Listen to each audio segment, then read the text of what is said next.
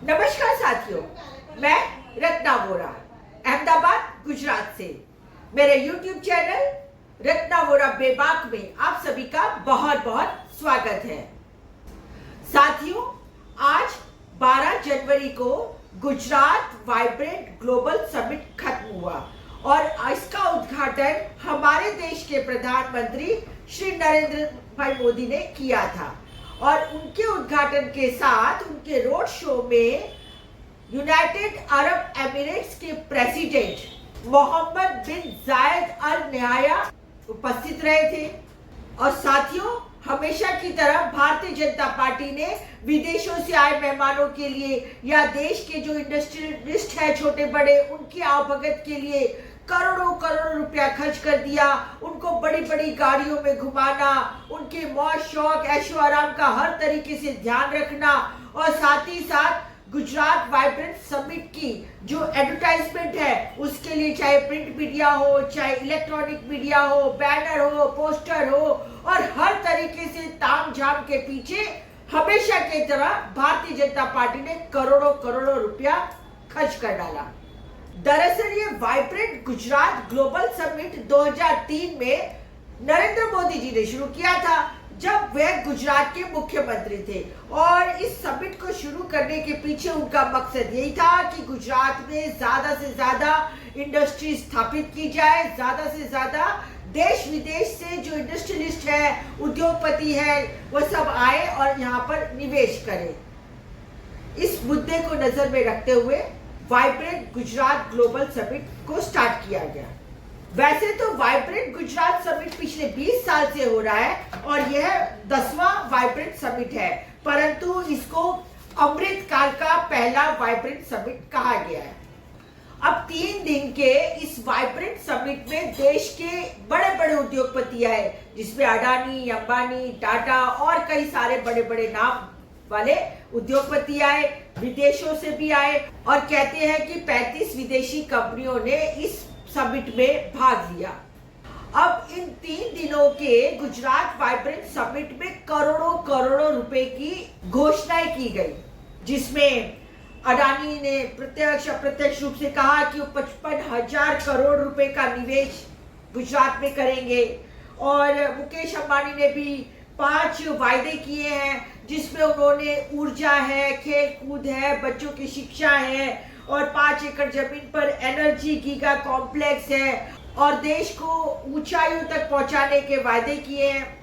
इसके बाद टाटा समूह ने भी इलेक्ट्रॉनिक व्हीकल, बैटरी उत्पादन, C29, रक्षा विमान आदि के कई सारे वायदे किए हैं। कुल मिलाकर आंकड़ा तो बाद में आ ही जाएगा, परंतु कुल मिलाकर कई सारे ढेर सारे MOU हुए, जैसे कि पिछले सालों में होते आए हैं और करोड़ों करोड़ों रुपए का वायदा यहाँ इन्वेस्ट किया जाएगा।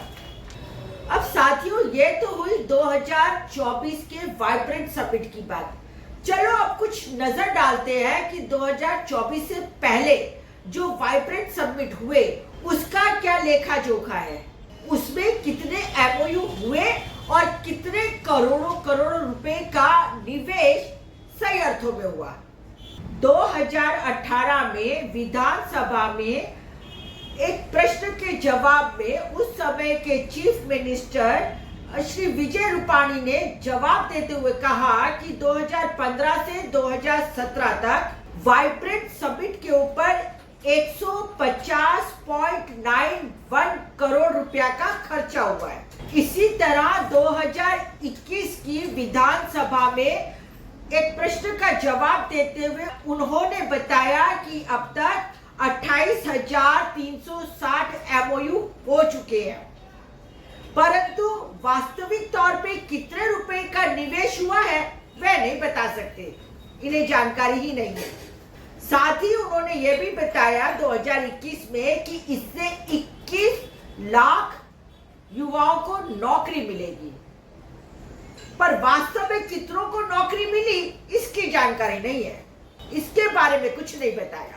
अब गुजरात के सामाजिक आर्थिक विकास के बारे में जो director of economics and statistics of Gujarat government of Gujarat है, उन्होंने 2017-18 की सोशियो इकोनॉमिक रिपोर्ट गुजरात के बारे में पब्लिश की है और इस रिपोर्ट में बताया गया है कि 2017 तक 275 करोड़ 75,000 रुपए खर्च किए गए हैं सामाजिक आर्थिक विकास के लिए और 1 करोड़ के ऊपर मात्र 4% नौकरियां ही मुहैया कराई गई हैं।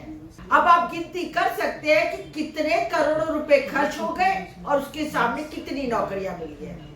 और साथ में यह भी बताया गया कि अब तक जितने भी एमओयू हुए हैं उनमें से 50% से भी कम एमओयू फाइनलाइज हुए हैं, साइन हुए हैं।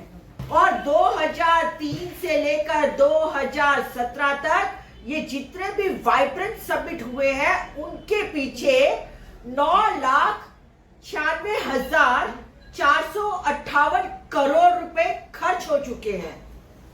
मतलब गुजरात सरकार इतने पैसे खर्च कर चुकी है। जब 2009 में नरेंद्र मोदी गुजरात के मुख्यमंत्री थे तो उन्होंने बहुत बड़ा प्रोजेक्ट दिया था धोलेरा में इंडस्ट्रियल हब बनाने का उनका एक सपना था, एक प्रोजेक्ट था और इसके लिए उन्होंने Dholera special investment region act 2009 भी पास किया और इसके अंदर एक अत्याधुनिक इंटरनेशनल एयरपोर्ट बनाने की घोषणा की जो आज तक नहीं बना है। साथ ही धोलेरा अहमदाबाद से 100 किलोमीटर दूर है और 100 किलोमीटर के लिए एक एक्सप्रेस हाईवे बनाने की घोषणा की जो आज तक नहीं बना है। और तो और 5,000 मेगावाट की सोलर पावर पार्क बनाने की घोषणा की गई जो आज तक नहीं बना है। इसी तरह 2011 की बात ले लेते हैं। 2011 में भी नरेंद्र मोदी जी गुजरात के मुख्यमंत्री थे और तब वाइब्रेंट समिट में एक प्रसून मुखर्जी नाम के एनआरआई आए और उन्होंने गुजरात के साथ एमओयू किया। कितने का? 10,000 मेगावाट का पावर प्लांट धोलेरा में वो डालेंगे, इसका उन्होंने एमओयू किया पर उसका कोई अता पता ठिकाना आज की तारीख में नहीं है। उसके पीछे 80,000 करोड़ का निवेश करने का वादा किया था। इसी तरह धोलेरा के पास 40,000 करोड़ के खर्चे से निवेश से वाटर सिटी बनाने की बात की गई थी। हिंदुस्तान कंस्ट्रक्शन कंपनी ने यह प्रोजेक्ट साइन किया था पर आज की तारीख में इस प्रोजेक्ट का कोई नामो निशान ही नहीं है। जिंदल पावर प्लांट ने 11,000 करोड़ का एमओयू साइन किया था, वो भी छू। इन शॉर्ट ये तो थोड़े से एग्जाम्पल है मोटा मोटे, परंतु विदेशों से आते हैं मेहमान बन के, देश के भी इंडस्ट्रियल आ जाते हैं, उनकी खूब आओ भगत ये वो करोड़ों रुपया उनके घूमने फिरने में और हर तरीके के ऐशो आराम में खर्च कर दिया जाता है और रिजल्ट क्या निकलता है? कुछ भी नहीं। और साथ में ये हकीकत भी जानने की जरूरत है कि इतने करोड़ों के इन्वेस्टमेंट की बात होती है, उसके बावजूद भी गुजरात में 6 करोड़ की आबादी में से 2 करोड़ की आबादी तो गरीबी रेखा के नीचे रहती है। और यदि सचमुच 20 साल से वाइब्रेंट समिट इतने सक्सेसफुल हो रहे होते, इतना इन्वेस्टमेंट हो रहा होता तो गुजरात के 2 करोड़ लोग गरीबी रेखा के नीचे क्यों? आज का गुजरात का ग्रेजुएट किया हुआ युवा ऑटो रिक्शा चलाता है और पीएचडी किया हुआ युवक चपरासी की नौकरी पाने के लिए चपरासी के लिए फॉर्म भरता है। ये हालात है हमारे गुजरात की बेरोजगारी की। अब जरा सोचो, ये जो करोड़ों रुपया इन्वेस्ट होता है ये किसकी जेब से होता है? आपके और हमारे जेब से खर्च होता है जो हम टैक्स के रूप में सरकार को भरते हैं। तभी तो राहुल गांधी जी कहते हैं ना कि किस तरीके से जेब काटी जाती है। एक जेब कतरा ध्यान भटकाता है इधर उधर और दूसरा जेब कतरा जेब काट के चला जाता है। आप समझ रहे हैं, समझदार को इशारा काफी है और राहुल जी ने तो इशारा कर ही रखा है। भारतीय जनता पार्टी पिछले 30 साल से गुजरात में है और गुजरात के मॉडल को लेके पूरे देश में बड़ी बड़ी बातें करते हैं, विकास की बातें करते हैं, परंतु यहाँ पर विकास के नाम से शून्य है। सिर्फ बड़ी बड़ी बातें हैं, बड़ी दुकान, फीके पकवान, उस तरीके की बातें हैं। कहते हैं कि जो दिखता है वो बिकता है, मतलब दिखा रहे हैं एडवर्टाइजमेंट में, घोषणाओं में, वायदों में, अखबारों में, प्रिंट मीडिया में, इलेक्ट्रॉनिक मीडिया में, गोदी मीडिया में, पर हकीकत उससे बिल्कुल अलग है। और ये हकीकत जमीन रियलिटीज में बहुत ही अलग है।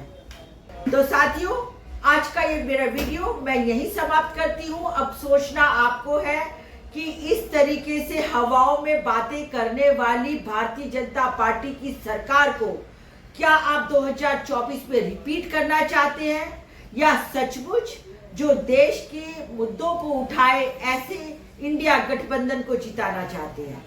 आज का मेरा वीडियो मैं यहीं समाप्त करती हूँ। यदि आपको मेरा ये वीडियो पसंद आया हो तो आप मेरे YouTube चैनल रत्ना वोरा बेबाक को सब्सक्राइब कीजिए, ज्यादा से ज्यादा लाइक दीजिए और ज्यादा से ज्यादा शेयर कीजिए। साथ ही मैं आपको इंस्टा पे, फेसबुक पे और एक्स पर भी मिल सकती हूँ। फिर मिलती हूँ एक नए विचार के साथ, एक नए वीडियो के साथ। तब तक के लिए नमस्कार।